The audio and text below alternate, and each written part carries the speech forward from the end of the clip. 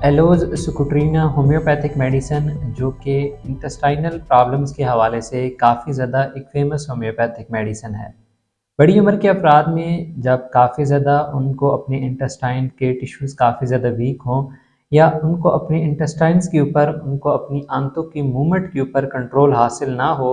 जिसमें उनको ऐसे फ़ील होता हो कि उनको गैस वगैरह जब ख़ारिज हो तो ऐसे में स्टूल भी पास हो सकता हो या कभी-कभार पास हो जाता हो। ऐसी कंडीशंस के लिए इस मेडिसिन को काफ़ी ज़्यादा यूज़ किया जाता है। इस वीडियो के अंदर हम एलोज़ सुकुट्रीना होम्योपैथिक मेडिसिन के रिलेटेड डिटेल के साथ डिस्कस करेंगे कि ये आया किन कंडीशंस के अंदर मज़ीद इस्तेमाल कराई जा सकती है, और सबसे इम्पोर्टेंट कि जो बड़ी उम्र के अफराद में इंटेस्टाइनल प्रॉब्लम्स पाई जा सकती हैं, उनमें इस मेडिसिन को किस पोटेंसी के अंदर आप इस्तेमाल कर सकते हैं। अस्सलाम वालेकुम, मैं डॉक्टर मुजीबुल हसन और आप लोगों को वेलकम करता हूं आज के इस वीडियो के अंदर। उम्मीद करता हूं कि आप सब खैर आफियत के साथ हंसते मुस्कुराते अपनी ज़िंदगी को एंजॉय कर रहे होंगे। अपने ट्रीटमेंट के हवाले से अगर आप मेरे साथ रब्ता करना चाहते हैं तो कुछ फ़ीस पे करने के बाद आप व्हाट्सएप के ऊपर इस दिए गए नंबर पर मेरे साथ रब्ता कर सकते हैं। एलोज़ सुकुट्रीना होम्योपैथिक मेडिसिन जो कि काफ़ी ज़्यादा इस्तेमाल कराई जाती है इंटेस्टाइनल प्रॉब्लम्स के हवाले से। आंतों की प्रॉब्लम जो कि बड़ी उम्र के अफराद में काफ़ी ज़्यादा कॉमन पाई जाती हैं।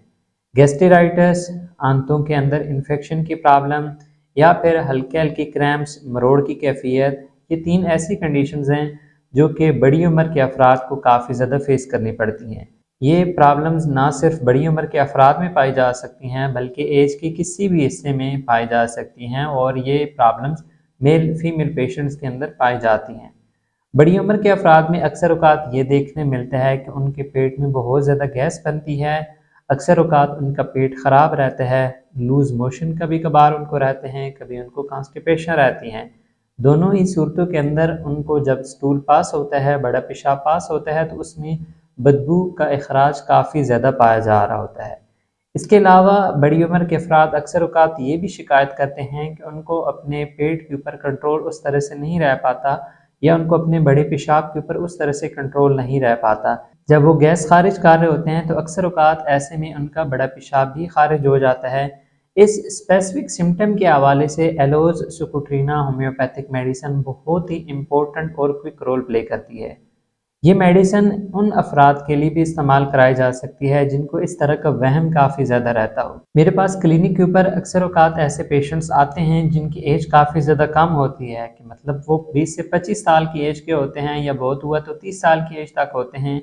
लेकिन उनको वहम ऐसे होता है कि जैसे उनका स्टूल अचानक से खारिज हो जाएगा जब वो गैस वगैरह पास कर रहे होते हैं।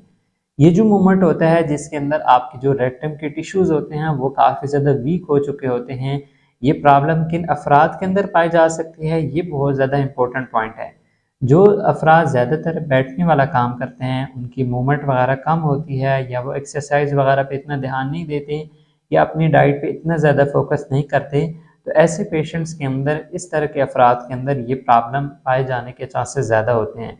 अर्ली स्टेजेस के अंदर उनको ये प्रॉब्लम 1-2 दफ़ा फेस करनी पड़ती है और फिर यही डर उनका बैठ जाता है जब भी उनको गैस पास होती है या वो कहीं पे सफ़र कर रहे होते हैं या इवन किसी महफ़िल के अंदर किसी दोस्तों के साथ बैठे हुए होते हैं, तो उनको अगर पेट हल्का-फुल्का डिस्टर्ब हो या गैस वग़ैरह बनी हुई हो, तो ऐसे में बार-बार उनके माइंड में यही बात क्लिक हो रही होती है कि आया साथ स्टूल ना ख़ारिज हो जाए। या अक्सर औक़ात अगर आपको इस तरह से स्टूल ख़ारिज होता भी हो लेकिन बहुत ही कम अमाउंट के अंदर, तो ऐसे में आप इस मेडिसिन को लाज़मन इस्तेमाल करें, एलोज़ सुकुट्रीना को। यहाँ पे एक पॉइंट आपके साथ वाज़ह कर देता हूँ कि ये मेडिसिन सिर्फ़ ऐसी कंडीशंस के लिए ही इस्तेमाल नहीं कराई जाती, बल्कि जिन अफराद का स्टूल काफ़ी ज़्यादा सख्त रहता हो, हार्ड रहता हो, जैसे कि कॉन्स्टिपेशन के अंदर होता है कि पेट में सुद्दे बन जाते हैं या पेशाब बड़ा बहुत ज़्यादा सख्त हो जाता है, ऐसी कैफियत के लिए भी इसे यूज़ कराया जाता है। लेकिन जो एलोज़ सुकुट्रीना मेडिसिन के पेशेंट्स होंगे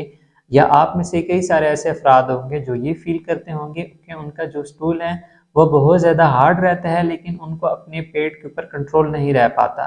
जब भी उनका बड़ा पेशाब खारिज होगा वो बहुत ज़्यादा सख्त होगा, लेकिन विदाउट कंट्रोल उनका वो खारिज होने लग पड़ेगा, या अचानक से बाउल के ऊपर उनके इतना ज़्यादा प्रेशर पड़ेगा या बाउल मूवमेंट अचानक से इतनी ज़्यादा तेज़ हो जाएगी कि वो अपने स्टूल को रोक ही नहीं पा रहे होंगे, ये जो स्पेसिफिक सिम्टम है जिसके अंदर आपको डायरिया के बजाय कॉन्स्टिपेशन की सिम्टम्स फील हो रही हों लेकिन स्टूल पे कंट्रोल ना हो, तो तब भी इस मेडिसिन का यूजेज काफ़ी ज़्यादा अच्छा देखने में मिलता है।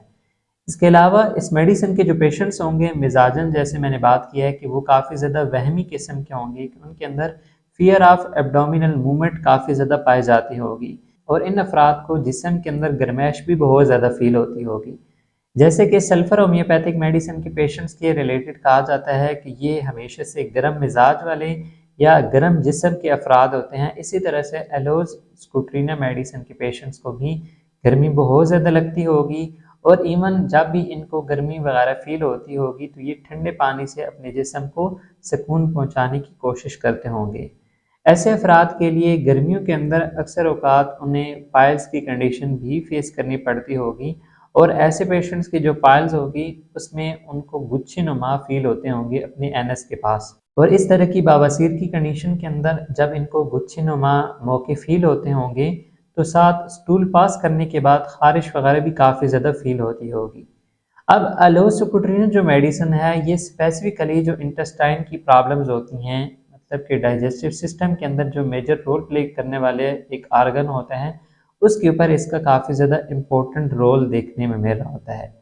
ये जो अफराद होते हैं इनको जब स्टूल वगैरह पास नहीं हो रहा होता तो अक्सर औकात इन्हें अपने जो लिवर से नीचे की जगह आ जाती हैं, यहाँ पे हल्का हल्का उभार सा फील होता है और स्टूल पास ना होने तक इनको हल्का हल्की क्रैम्प्स वगैरह भी फील होते हैं और साथ पेट के अंदर गैस बहुत ज़्यादा बनती हुई फील होती है। इस मेडिसिन का ज़्यादा इस्तेमाल मुख्तलिफ होम्योपैथिक डॉक्टर्स की जानिब से उन पेशेंट्स में कराया जाता है जिनको काफ़ी लंबे टाइम से डायरिया की प्रॉब्लम्स रहती हो और डायरिया की कंडीशन के अंदर के पेशेंट के स्टूल में म्यूकस बहुत ज़्यादा अमाउंट के अंदर पाई जाती हो